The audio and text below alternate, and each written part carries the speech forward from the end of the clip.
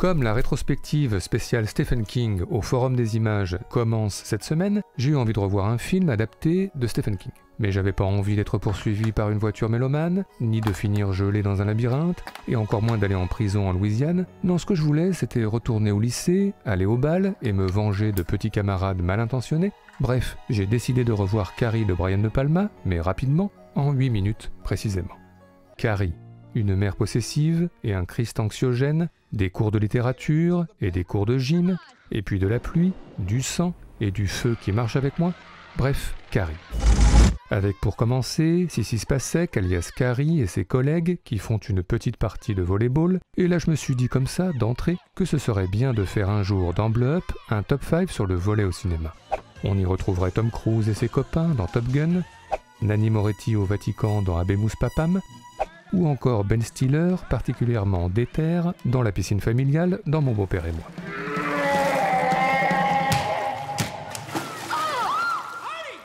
Ensuite, je suis revenu à Carrie qui ne muscle pas assez son jeu, et du coup ses collègues pas très sympas, et notamment Nancy Allen vraiment pas très sympa.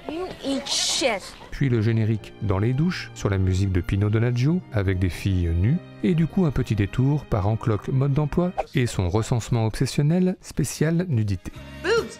Boobs, boobs, boobs! Boobs and bush! Boobs and bush! Ensuite, dans Carrie sous la douche, une métaphore sexuelle tout à fait claire, et enfin le sang. Alors les collègues sans pitié, puis une convocation chez le directeur avec Carrie énervée, qui commence à développer un don pour la télékinésie. Bon, un don modeste, hein. On est encore loin de Yoda et le comte Dooku dans Star Wars.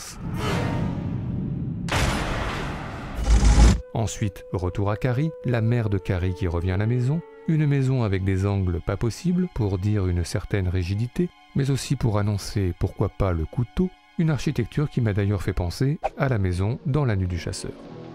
Ensuite dans Carrie qui annonce à sa mère la découverte des règles, du coup une pensée émue pour Diabolomante de Diane Curis. Ça y est, j'ai mes règles. Ma chérie. Mais c'est une tradition, on fait toujours ça aux filles. Mais enfin dans Carrie, c'est plus glauque, avec notamment une mise au placard anxiogène, un placard avec un hôtel qui m'a fait penser, dans un autre genre, à celui de Jean-Pierre Léaud dans Les 400 coups, mais aussi à l'hôtel d'Isabelle Adjani dans L'Histoire d'Adèle H. Oui, l'hôtel et les bougies chez François Truffaut, c'est un vrai sujet, surtout si on ajoute la chambre verte, mais bon, je m'égare, et je suis revenu à Carrie. Réconciliation avec maman, petit bisou, ensuite les cours avec Tommy Ross au premier plan et Carrie au second, et un prof entre les deux, plutôt moqueur, un prof qui m'a du coup fait penser à Mathieu Amalric dans Camille Redouble. Vous n'avez pas plutôt passé votre temps à écrire votre journal intime, à confesser vos malheurs de pucelle hystérique à l'encre bleue des mers du Sud?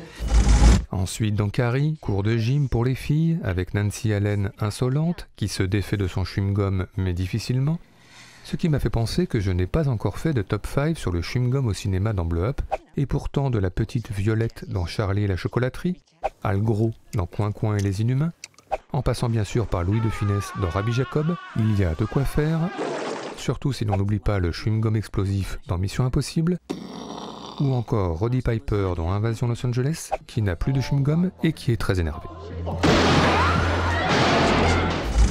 Ensuite, je suis revenu à Carrie, les exercices physiques, encore, et du coup une pensée pour Nanni Moretti dans Bianca, puis dans Carrie, la situation qui dégénère, et une nouvelle pensée pour Nanni Moretti dans Bianca.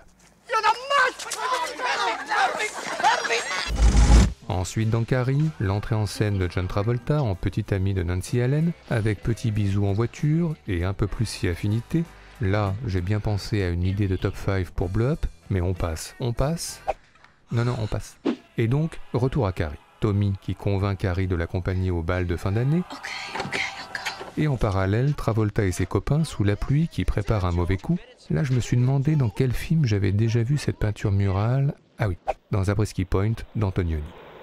Ensuite, dans Carrie, les abattoirs à l'intérieur, Travolta au milieu des cochons, ce qui m'a fait penser que je n'ai toujours pas fait le top 5 promis sur le cochon au cinéma. Alors Babe et le voyage de Chihiro, ça d'accord, mais aussi, comme quoi ça avance quand même un peu, Piccoli et ses têtes de cochon dans la grande bouffe, Katie Bates et son cochon domestique dans Misery, ou encore Christian Clavier et le cochon copain dans Les Bronzés font du ski. Mais qu'est-ce que c'est que ça? C'est copain? Ensuite, je suis revenu à Carrie, là, une scène que j'avais complètement oubliée, qui m'a rappelé que Carrie est bien un film des années 70. Puis en parallèle, la mère de Carrie dans sa cuisine, pas très en forme. Et Carrie à l'étage, qui se prépare pour le bal, un peu comme Sabine Azema et quelques autres dont on connaît la chanson, ce qui m'a donné des envies de mélange, comme ça, rapide. Danser, pour mieux évincer toutes celles que tu as aimées. Ensuite, le bal qui commence pour Carrie, Tommy et leurs copains, avec une pensée bien sûr pour Michael J. Fox au bal de fin d'année dans Retour vers le futur. Puis dans Carrie et Tommy qui se rapprochent, le temps d'un slow. Un slow qui tourne, et ce, de plus en plus vite. Du coup, Only Lovers Left Alive, Le Faux Coupable, Irréversible, The Rocky Horror Picture Show, et enfin les Watchmen.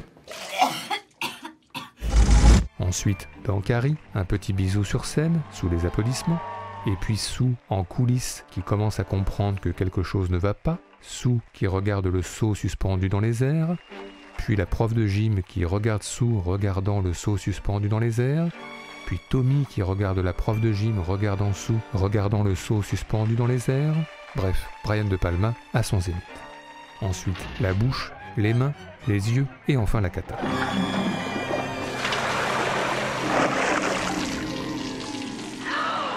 Alors, silence, consternation, Tommy qui hurle « What the hell ?» un type qui se prend un sacré coup dans le bide, et tout le monde éberlué.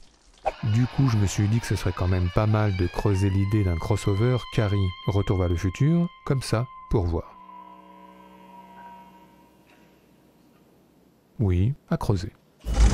Ensuite, dans Carrie sous le choc, un plan à tomber par terre ici, puis les regards qui tuent, le split screen, le rouge et le feu au rythme de la Passion de Bach. Bon, ça c'est moi qui l'invente, mais en même temps, j'en avais envie.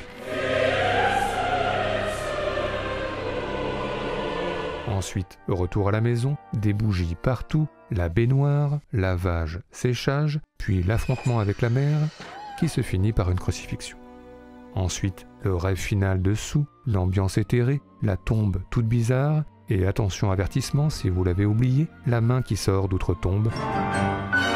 Ensuite, le réveil brutal, la mère à la rescousse, et enfin, le générique.